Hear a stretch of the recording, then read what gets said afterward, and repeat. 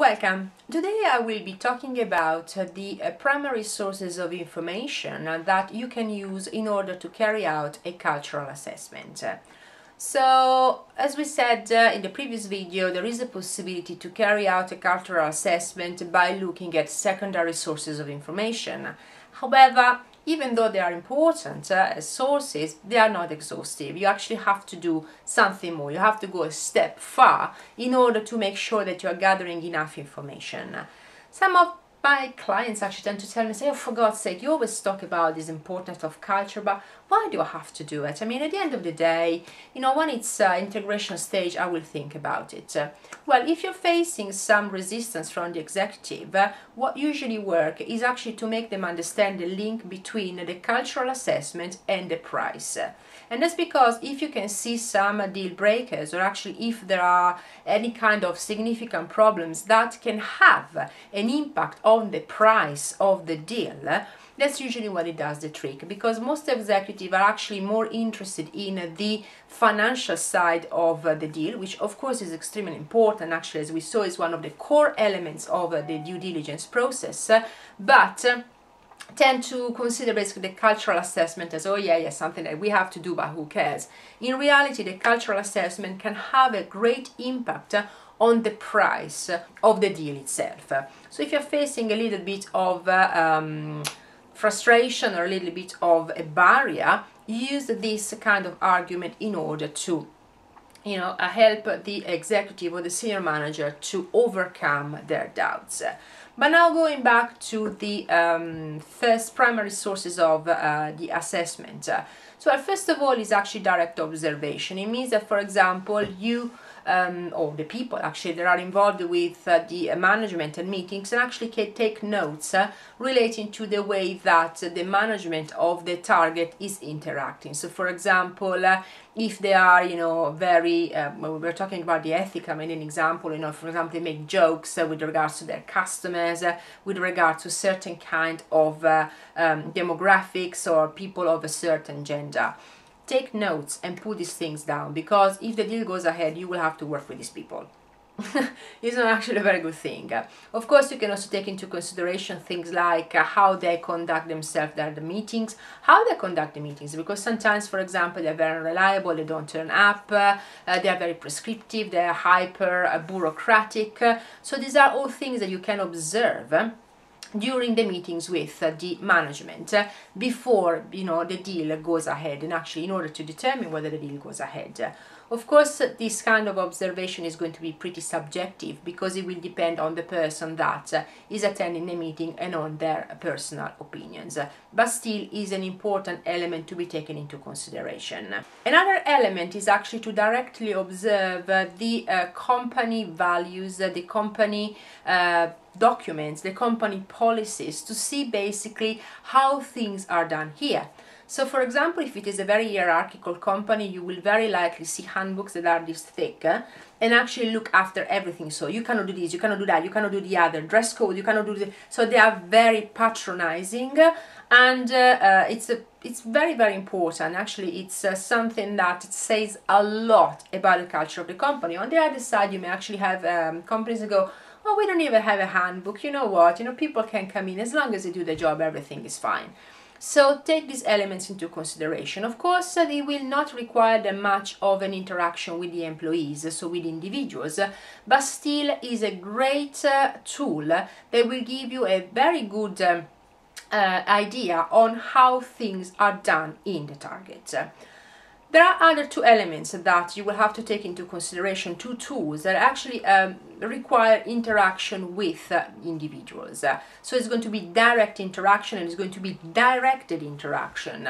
The first is actually consists in what are called focus groups.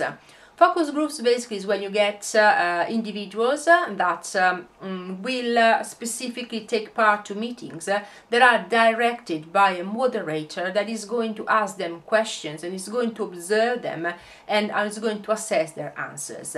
The important things of focus group is, first of all, to choose the right sample. So I would strongly suggest not to choose all people from a same department, because this will give very likely, will create what is called groupthink. You don't want that. So basically you can get people, of course, of the suitable level of seniority, but for example of different departments, of different locations, of different geographies when possible. So try to create a diverse sample to have a clear idea of how people do things in the specific company, in a specific geography. Also, the focus groups can be topped up with surveys. Surveys basically are administered, usually is via online nowadays. It's very unlikely actually that you're going to give paper, but again you will have to be very careful on how you basically choose the sample, but most of all how you choose the questions. You have to make sure that the questions are asked correctly and they are devised in a way that is going to give you the answers that you're looking for. Nowadays there are a lot of tools on the market that you can use in order to carry out surveys and administering surveys. In regards to the focus groups, you may be able to carry them out before the deal goes through, and that's because you may have some contacts with the employees of the target. Of course, you have to take into consideration the secrecy and the fact that you may not have massive access to the number of people that you are looking for, and most of all to people in certain geographies, so it may be a little bit limiting. With regards to the surveys, it's fundamentally impossible that you will be able to carry them out at due diligence stage. You may actually be able to carry it out after the companies have decided to go for the deal in order to assess basically if there are going to be significant problems at integration stage. So basically you are preparing yourself for the integration.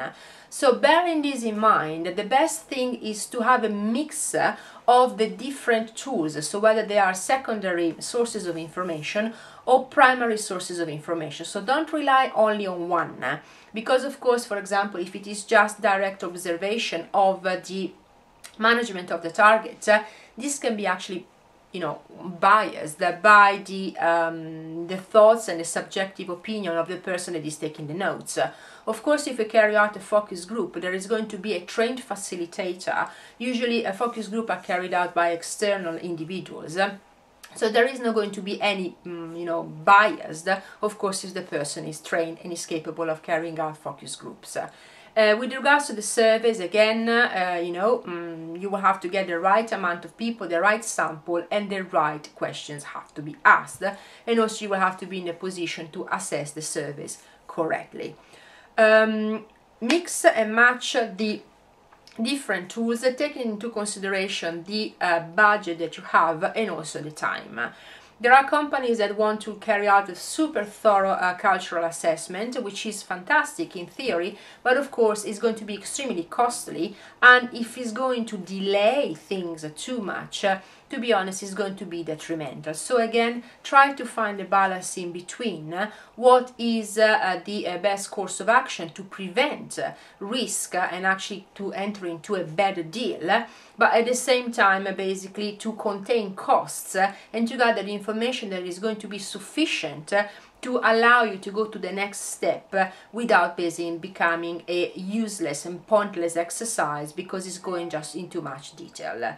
So it's not easy to get the cultural assessment right. You always have to have people that are extremely prepared and most of all experienced. And with regards to the senior management, if they are going like, oh well, this is not interesting, this is not useful, this is something that is just a waste of time, always point out the importance of the cultural due diligence with regards to the impact on the price of the deal. Thank you so much for watching.